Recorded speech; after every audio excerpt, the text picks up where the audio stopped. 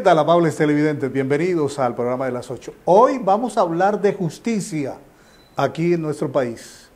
Terminó la vida del Consejo Superior de la Judicatura, un ente que venía siendo cuestionado y que en la reforma a la justicia colombiana le dieron su terminación. Pues bueno, esta noche tenemos al doctor Luis José Arévalo Durán, es juez primero de familia del municipio de Vélez, en el departamento de Santander, y que aspira a estar integrando la nueva administración de la justicia de nuestro país.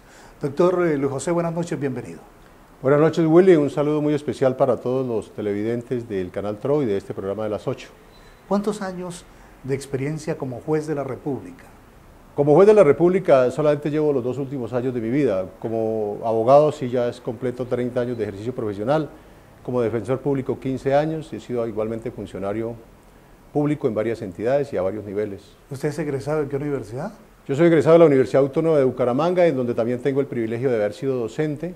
Hoy soy docente virtual de la Universidad Autónoma de Bucaramanga, pues no lo puedo hacer presencial por estar en el municipio de Vélez, pero estoy dedicado a la docencia, es algo que durante 15 años también he ejercido. Lo he hecho en la Universidad de Santo Tomás, en Uniciencia, lo he hecho también en la Universidad Cooperativa de Colombia. ¿Y qué dicta a nivel virtual? Gestión pública, es la materia que me ha gustado, pues es paradójico que hoy sea juez de familia cuando mis especialidades son en Derecho Público, en Derecho Administrativo, en Administración Pública, pero siempre he pensado que el ser humano tiene que capacitarse en lo que está ejerciendo en ese momento. Hoy que soy juez de familia estoy terminando la especialización en Derecho de Familia en la Universidad Autónoma de Bucaramanga también. El doctor Arévalo Durán, profesor, ya vamos a regresar con él, porque ahora les presentamos la sección Gente Saludable con el aporte de la Fundación Cardiovascular de Colombia y volvemos.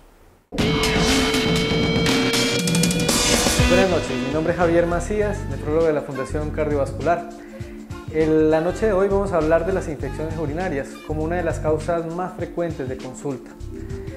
Primero diremos que la infección urinaria es, como su nombre le indica, una infección de las vías urinarias. Bien puede ser vías urinarias bajas, llamamos a una vía urinaria baja cuando hay una cistitis, es decir, una infección de la vejiga, o una infección urinaria tipo vías urinarias altas, que también la llamamos infección urinaria complicada.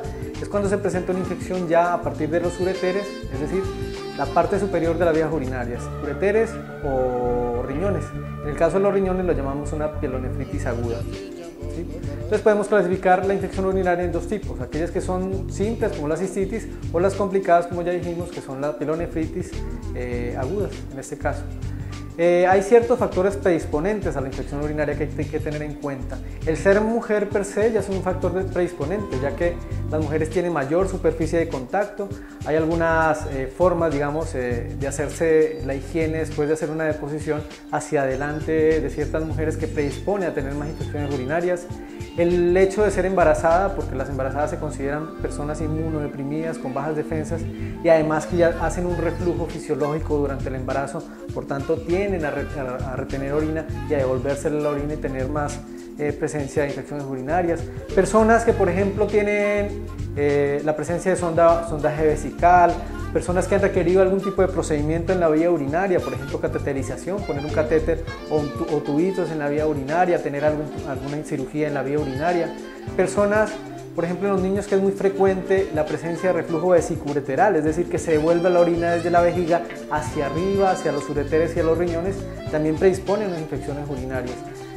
Pero como lo dijimos, el principal, digamos, el factor de riesgo más importante en la vida adulta es el ser mujer. Se dice que las mujeres tienen 8 o 10 veces más infecciones urinarias que los hombres. ¿Cómo se hace el diagnóstico de una infección urinaria?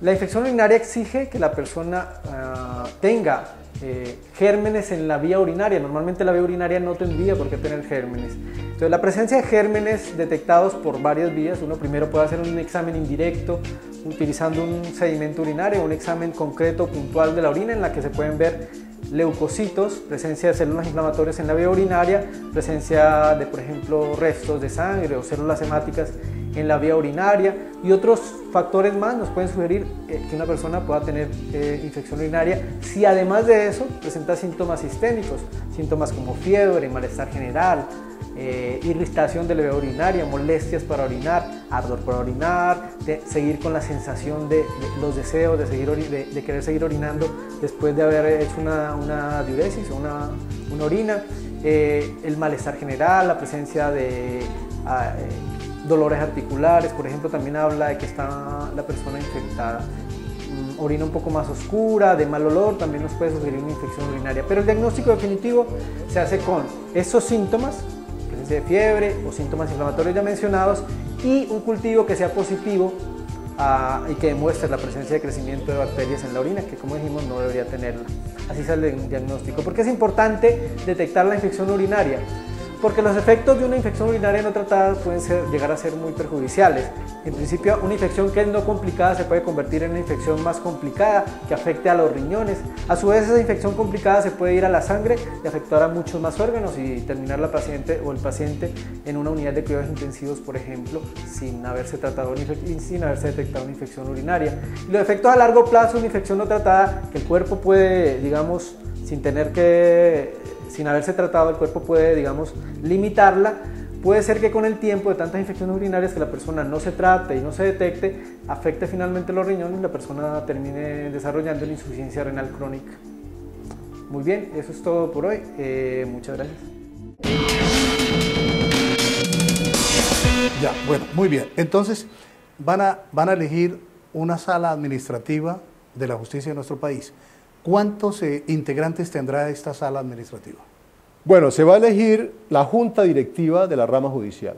Es decir, si antes lo que se criticaba al Consejo Superior de la Judicatura era que para comprar una resma de papel había que hacer una sala, ¿sí? Ahora lo que se quiere con esta reforma es darle agilidad a la prestación del servicio de justicia. Entonces se conforma una junta directiva que está integrada por los 3 presidentes de las altas cortes, de la Corte Constitucional, la Corte Suprema y el Consejo de Estado, 3 especialistas en el tema de justicia que nombrará el Gobierno Nacional, un representante de los magistrados de tribunal y jueces de la República, un representante de los empleados. Hasta ahí está conformada la Junta conforme lo establece el acto legislativo de 2015. Esa junta elegirá al director ejecutivo nacional de la rama, que es una persona que va a quedar con un poder inmenso, es decir, va a ser el gerente de la rama. Nosotros seremos su junta directiva y ese gerente pues se encargará de hacer o ejecutar las acciones y las políticas que fijemos en la junta y igualmente hará parte de esa junta directiva. Inicialmente, ¿cuál será el presupuesto de esta junta directiva? Pues Willy, la rama tiene en este momento unos 4.200 funcionarios entre jueces y magistrados. Estamos alrededor de unos 10.000 empleados, escribientes, secretarios. No conozco exactamente la suma, pero es una suma bastante considerable. Pero además lo debe ser más, porque si nos estamos quejando de la ausencia de justicia en el país, porque no hay presencia de los jueces de la República en todos los municipios de Colombia, debería haberla. Así como hay policía, así como hay ejército. Lo primero que tiene que garantizar un Estado social de derecho es la justicia, ¿sí? La seguridad, listo, pero la justicia es más importante incluso que la seguridad. Entonces, en esa medida debe haber un presupuesto muchísimo más grande a la rama para garantizar la presencia de por lo menos un juez de la República en cada municipio de Colombia. En Santander solamente el 58% de los municipios del departamento tienen juez de la República. Entonces, en esa medida es importante que se aumente el presupuesto. Igualmente, es absurdo que un país hable de jueces de descongestión. Si usted habla de jueces de descongestión, significa que hay jueces de congestión. Entonces, ¿cuáles son los jueces de descongestión? Los que ejercen efectivamente la judicatura en cada municipio. Entonces, esos jueces de descongestión hay que convertirlos en jueces. Que no sea por 3 o 4 o 5 o 6 meses, un año, ¿no? Sino que sean jueces permanentes para que ayuden a descongestionar los despachos judiciales. En esa medida, el presupuesto de la rama tendría que duplicarse, triplicarse. Yo no sé si usted conozca esta historia. Los países desarrollados protegen 3 personas: a los jueces, a los policías y a los maestros. Les garantizan todo porque son los que manejan la justicia, la seguridad y la educación. En esa medida, nosotros consideramos que el presupuesto de la rama debe ser muchísimo más superior al de las Fuerzas Armadas, por ejemplo. Nosotros tenemos 500.000 hombres en armas y tenemos solamente 50.000 funcionarios impartiendo justicia. Y vuelvo y lo repito, ¿qué es mejor, la seguridad o la justicia? Pues claro, la seguridad en un país de estos que sufre tanto, pero si hubiera justicia, no había necesidad de tener tanta seguridad. Doctor Luis José Arévalo Durán, ¿por qué quiere usted pertenecer a esta Junta Directiva Nacional de la Justicia Colombiana? A ver, Willy, como le decía anteriormente, pues los jueces de la República somos los que le ponemos la cara a la justicia, somos el aspecto visible de la justicia, el usuario viene y se queja con nosotros, y nosotros tenemos que decirles a qué se debe el entrabamiento de la justicia, a normas procesales, a falta de recursos, a falta de capacitación. No es una visión eminentemente personal, no es una aspiración personal. Yo considero que este cargo debe ser para los jueces de la República y sobre todo para los jueces de la República de la región. El Consejo Superior de la Judicatura adoleció de la circunstancia centralista que tanto acaba con las aspiraciones de las regiones en Colombia. No queremos que este nuevo organismo sea centralizado, queremos que sea para las regiones y particularmente para los jueces. La aspiración nace de un válido sentimiento de justicia que tenemos todos los colombianos. El día que en este país haya una justicia eficiente y efectiva, todos esos actores al margen de la ley que pululan por todas las regiones de Colombia, naturalmente se les limitará su espacio. Queremos que cuando alguien demande justicia, la justicia sea pronta, sea eficaz, sea oportuna, porque una justicia demorada es una injusticia. Y por eso considero que los jueces somos los llamados a ocupar este espacio en este Consejo de Gobierno Judicial en la medida en que nuestras aspiraciones van a ser reflejadas en el manejo presupuestal, en el manejo del mapa judicial, en el manejo de la capacitación, en la organización de los concursos y todo lo que tiene que ver con el desarrollo de la rama judicial. Muy bien, es el doctor catedrático universitario Luis José Arévalo Durán. 30 años de experiencia como abogado litigante, los últimos años como juez primero de familia del municipio de Vélez, aspira a llegar en representación de los magistrados y los jueces del país al Consejo de Gobierno de la Rama de Justicia el próximo 28 de agosto. Espera el respaldo de todos los santanderianos hoy vinculados a la rama judicial. Hacemos una pausa y ya volvemos.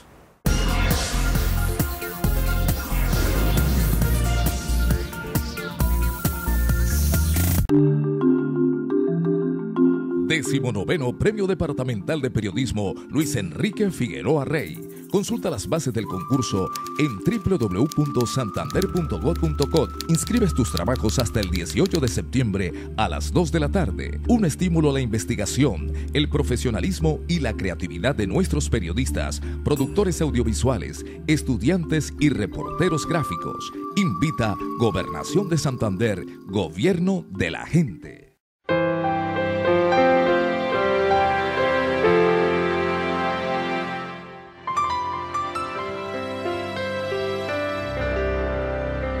Cajazán, cada día más cerca para llegar más lejos. Llegó el bodegazo. Aproveche en Suzuki Mondocross los descuentos hasta del 15% en los modelos 2015. No deje pasar esta oportunidad.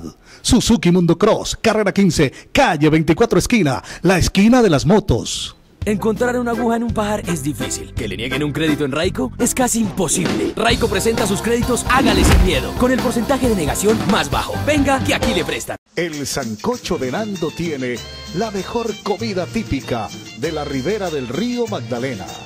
Pregunte por los mejores frutos del mar o de río. Carrera 10, número 4146, junto a la Gobernación de Santander. Domicilio 642-9861. Es más fácil encontrar una playa en Bolivia a que te nieguen un crédito en Raico. Raico presenta sus créditos Hágale Sin Miedo, con el porcentaje de negación más bajo. Venga, que aquí le prestan. Continuamos, amables televidentes, aquí en el programa de las 8. Ahora nuestro invitado es el doctor Mauricio Acuña Zambrano, que maneja los temas de derecho civil, derecho penal, familia y laboral y presta asesoría empresarial. Tiene su oficina en la carrera 13, número 3515, oficina 507. Doctor Mauricio, buenas noches, bienvenido. Buenas noches, Willy, gracias por la invitación. A usted le agradecemos para que nos ilustre sobre un tema que está de actualidad y que la gente quiere saber más, y es la famosa pensión familiar. ¿Quiénes se pueden beneficiar? ¿Qué requisitos deben tener? ¿En qué estrato deben estar para que una pareja que convive por lo menos hace 5 años pueda acceder y que tenga un determinado número de semanas pueda acceder a una pensión familiar? Correcto, Willy, usted lo ha dicho. Es un tema de actualidad, es un tema en el que la gente está muy inquieta con el tema de pensión de familia. Primero que todo, la ley está creada para que sean los fondos privados de pensiones quienes puedan otorgar mucho más fácil esta pensión. Es decir, Colfondos, que es la aseguradora o el fondo de pensiones del gobierno nacional, tienen más restricciones en este momento para entregar la pensión de familia que los fondos privados. Llámense Porvenir, llámense Horizonte, como ustedes lo quieran llamar, esos son los fondos privados. ¿Por qué? Vamos a mirar las diferencias para que las personas no tengan de pronto la confusión y salgan de un fondo y se vayan para el otro pensando que va a ser más fácil. Si usted está en un fondo privado, ¿cuáles son los requisitos? Primero, si usted cumplió con su esposo o su esposa o compañera permanente antes del año 2013, para las mujeres 57 años y para los hombres 60, puede acceder a la pensión si entre los dos acumulan 1.150 semanas cotizadas. Es decir, que si mi esposo tiene 500 semanas y yo tengo 650, las unimos, se suman las 1.150 semanas y podemos empezar a hacer el trámite para acceder a una sola pensión, que va a ser una pensión conjunta. Esto en el fondo de pensiones privados. Deben haber por lo menos tenido una vida marital o conyugal antes de los 55 años, haberse casado antes de cumplir 55 años de edad las personas.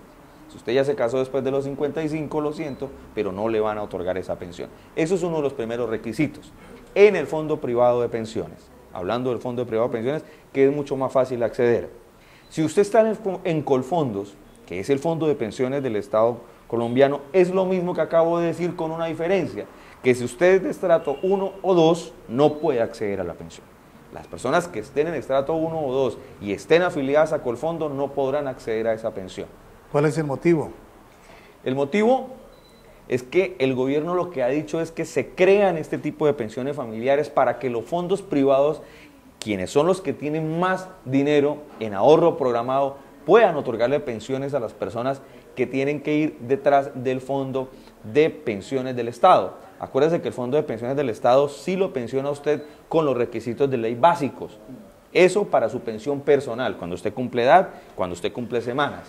Cuando no, se crea más para que el fondo privado de pensiones sea por lo menos quienes otorguen esto, no ya el gobierno, sino el fondo privado. Me llama la atención eso que nos dice usted, doctor Mauricio Acuña, pero si soy estrato 3 y estoy en Colpensiones, estrato 3 o 4 o 5, ¿sí me puede pensionar?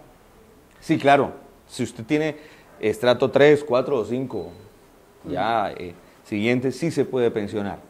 Lo que no busca es el gobierno pensionar a las personas de estrato 1 o 2. Ellos no lo buscan, lo dicen, usted va y accede a la pensión a través de un fondo privado de pensión. Bueno, la ley colombiana dice que a nadie se puede pensionar con menos de un salario mínimo.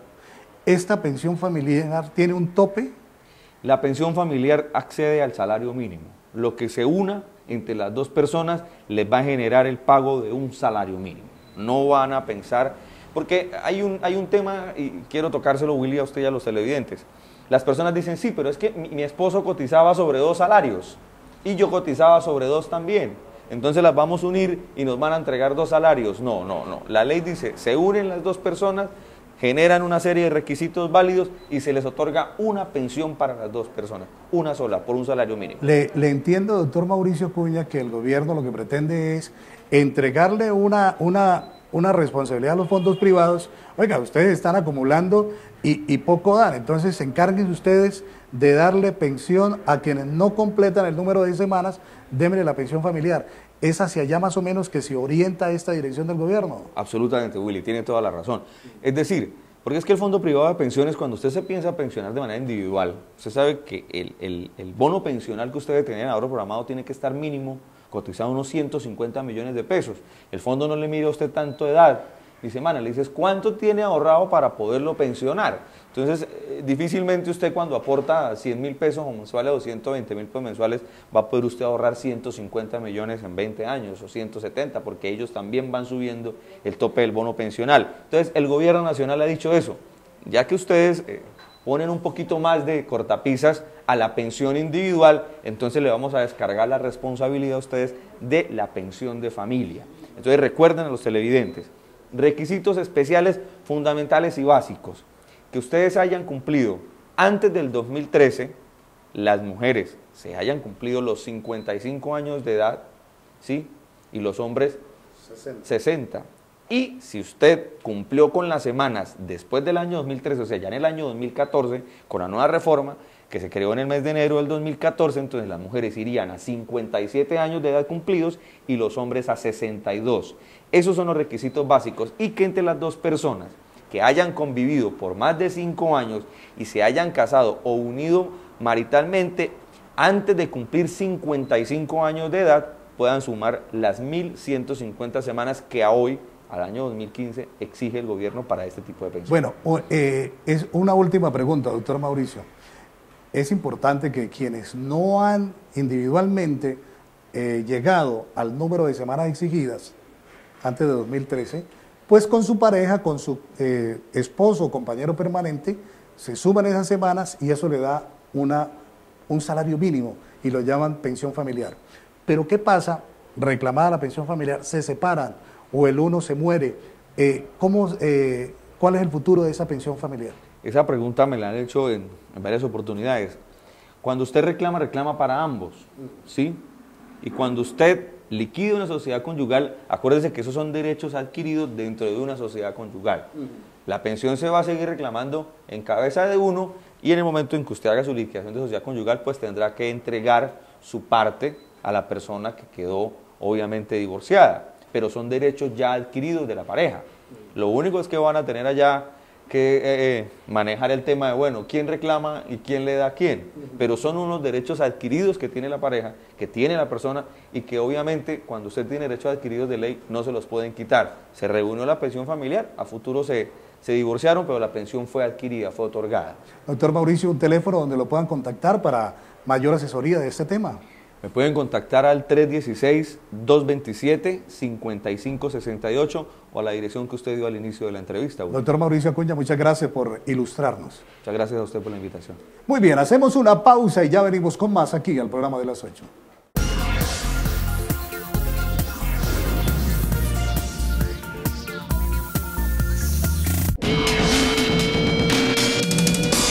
Y ahora, en el programa de las 8, temas económicos, con el aporte de Financiera como Ultrasan.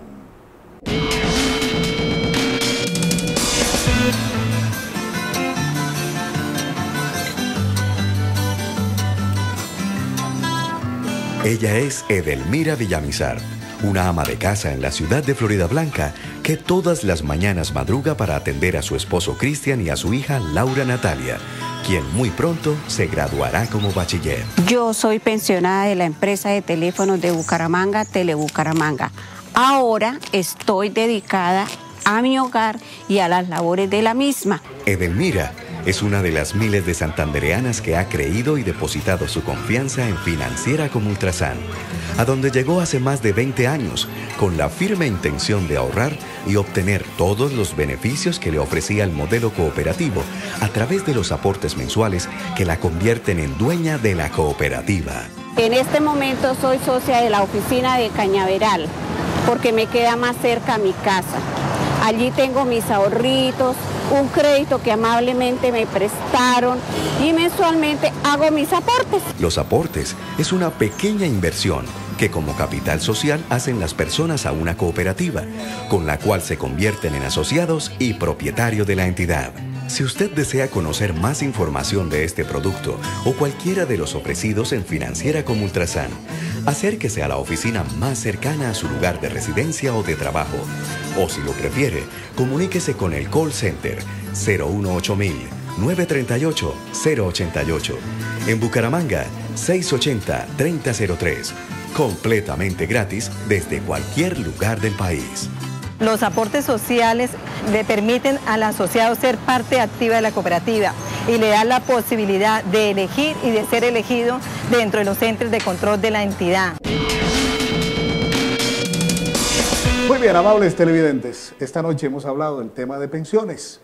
Hay que estar muy atentos, hágase informar de un profesional del derecho para que usted tenga éxito en esta reclamación. Gracias por acompañarnos. Hasta mañana.